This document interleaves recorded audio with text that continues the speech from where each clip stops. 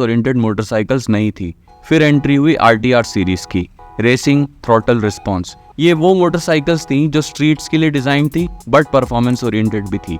TVS ने इसके बाद 2 सीरीज और लॉन्च करी, RR which is race replica and RP race performance. RP में आरटीआर सीरीज को ट्रैक फोकस बना के कुछ लिमिटेड एडिशंस बना के सेल किए। ये हमारा अपाचे सीरीज का फर्स्ट वीडियो है और आज हम लाए हैं टीवीएस अपाचे 162V। 162V में जो बेस्ट पार्ट है वो इसका एग्रेसिव डिज़ाइन है जो इसके स्पोर्टी नेचर को रिफ्लेक्ट करता है। 162V के 3 वेरिएंट्स हैं, front disc, rear drum, front disc and rear disc, और जो थर्ड वेरिएंट है जो टॉप मॉडल है वो है front disc, rear disc plus Bluetooth and smart X connect. Riding mode standard है तीनों में। इस पे लास्ट में बात करेंगे क्योंकि मुझे लगता है ये चीज़ की ज़रूरत नहीं थी, तो मैं आपको उसका कंक्लूजन एंड में बताऊंगा। हमारे पास इसका सेकंड वेरिएंट है front disc and rear disc. वो शार्पी लाइंस तो दिमाग ही ख़राब कर देती हैं। डीआरएल इसकी ग्लोइंग आईब्रो डिज़ाइन है, नाम मैंने दिया है ना, ये कहीं मिलेगा नहीं। हेडलाइट का थ्रो बहुत अच्छा है बट इंटेंसिटी कम है। ऑक्सिलरी लाइट्स की ज़रूरत पड़ सकती है अगर लॉन्ग राइड करोगे तो। फ्यूल टैंक पे मस्कुलर डिज़ाइन और इस पे जो श्राउड्स लगे हैं वो इतने सीमलेस बिठाए हैं कि वो टैंक और श्राउड्स एक यूनिट फील होते हैं। टीवीएस रेसिंग का 3D लोगो और इंडियन फ्लैग देख के एक अपनी सी फीलिंग है। कलर ऑप्शंस इसमें 5 हैं, mat blue, racing red, gloss black, T grey और पर्ल वाइट, जिसमें मेरा ग्लॉस ब्लैक फेवरेट। टीवीएस का ब्लैक कलर जो है ना, इसमें एक अलग लेवल की डेप्थ है। इसका ब्लैक कलर परफेक्ट नेक टर्नर है, नो डाउट। इसका जो रोड प्रेजेंस है वो यूथ को बहुत अपीलिंग लगता है क्योंकि इसमें वो पोटेंशियल है जो यूथ को फील कराएगी ये मोटरसाइकिल हमारी लाइफस्टाइल और एस्पिरेशन से अलाइन करती है। अब थोड़े इसके इंटरनल्स देख लेते हैं। चैसी इसकी डबल क्रैडल फ्रेम है, टीवीएस इसे कहता है सिंक्रो स्टिफ चैसी। अब यूजुअली डबल क्रैडल जो होती है वो उतनी स्टिफ नहीं होती बट ये काफ़ी बेटर है। रेयर सस्पेंशन MIG है, फ्रंट सस्पेंशन टेलीस्कोपिक है कन्वेंशनल डिज़ाइन के साथ। सिटी के लिए सूटेबल है, कॉर्नरिंग के लिए उतना सूटेबल नहीं है। इंजन इसमें आता है 159cc air cooled single overhead camshaft, fuel injection, 2 valves, 5 speed gearbox. Gearbox अच्छा है, नॉची नहीं है, इजी शिफ्ट हो जाते हैं, न्यूट्रल में लाना भी बहुत ईजी है। जो पावर ये बनाता है वो है 15.82 bhp 8750 rpm पे स्पोर्ट मोड में, और रेन और अर्बन में बनाता है 13.13 bhp 8000 rpm पे। टॉर्क ये देता है 13.85 न्यूटन मीटर स्पोर्ट पे 7000 rpm पे और 12.7 न्यूटन मीटर अर्बन और रेन में 6500 rpm पे। फ्यूल टैंक है 12 लीटर का, ग्राउंड क्लियरेंस है 180 mm का which is more than enough. Brakes जो आते हैं फ्रंट में पेटल डिस्क डिज़ाइन है क्योंकि हीट डिसिपेशन के लिए बहुत बेटर होता है। 270 mm फ्रंट में डिस्क है, रेयर में है 200 mm का।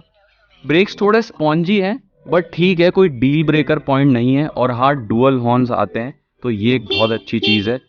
KTM तुम भी दे दिया करो। मैंने क्या किया? इंजन साउंड सुन लेते हैं फिर ड्राइविंग देखेंगे।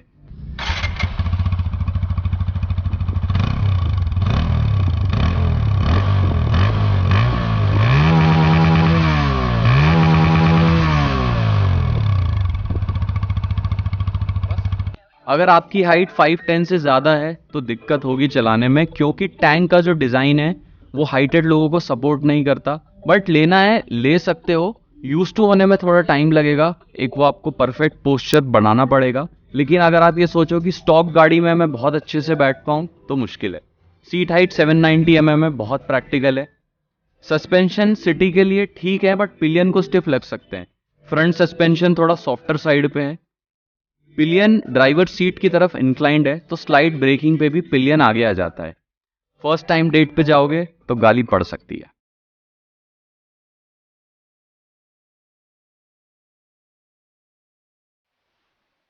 इंजन ट्रैक्टेबल है, नो डाउट। GGT इसमें आता है, glide through technology. Basically over square single cylinder engine में आइडल RPM पे टॉर्क कम आता है, वो चीज़ यहाँ TVS ने बहुत अच्छे से मैनेज किया है। मिड रेंज में टॉर्क डिलीवरी बहुत स्ट्रांग है, इंजन हीटिंग मॉडरेट है, 75 to 80 पे बढ़िया क्रूज कर सकते हो। इससे ऊपर जाओगे तो स्ट्रेस फील होगा। इंस्ट्रूमेंट क्लस्टर तो कलरफुल बनता था लेकिन पता नहीं क्यों नहीं दिया। इसके जो दूसरे मॉडल्स हैं TVS के उसमें भी कलरफुल आता है। मतलब यार अब इतना तो बनता था कि भाई कलरफुल डिस्प्ले तो होना चाहिए था, ये थोड़ा सा आउटडेटेड लगता है। या जो पुराना वाला डिज़ाइन था कि थोड़ा डिजिटल थोड़ा एनालॉग, वो भी बहुत बेटर था। गियर पोजीशन इंडिकेटर सिर्फ टॉप मॉडल में आता है, विच इज़ नॉट गुड।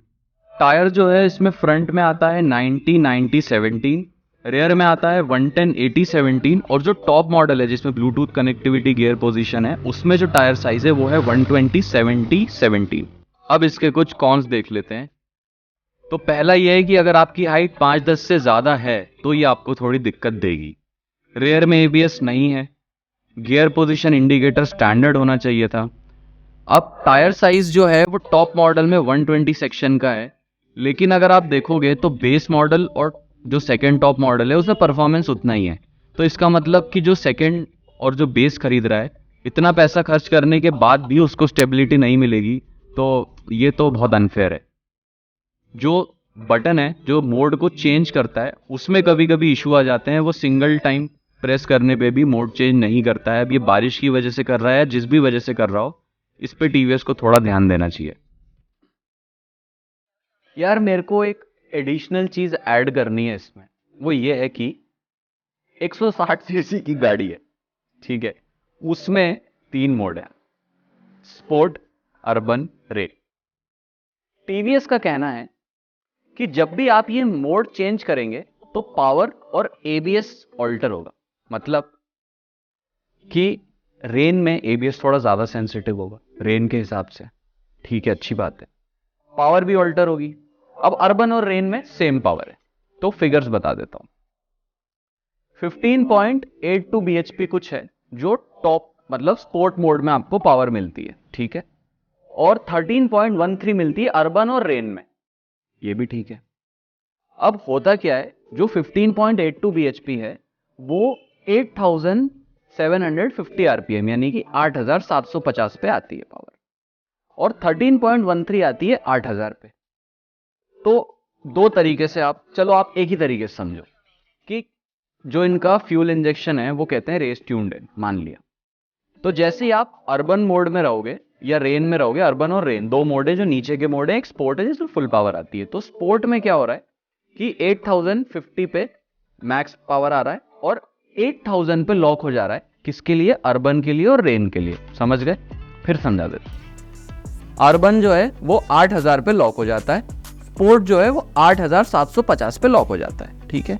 दोनों में डिफरेंस है कुछ 2.69 bhp का।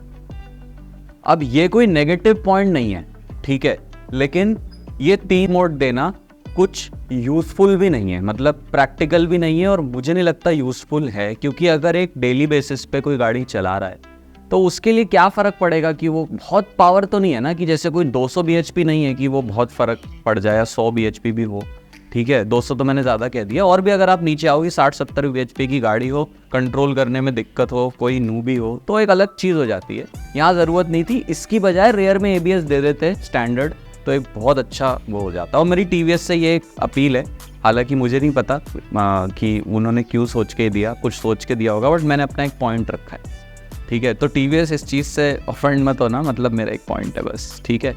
कुछ चीज़ें छूट जाती हैं अगर मुझसे, तो कमेंट करके बता दिया करो, और जो नहीं छूटती वीडियो अच्छी लगी तो भी बता दिया करो। और सब्सक्राइब और लाइक तो भाई बाय डिफ़ॉल्ट है, वो तो करना ही है आपको। ठोक दो, लाइक ठोक दो। 1.13 कर ले, खेल ले, तू खेल ले पहले।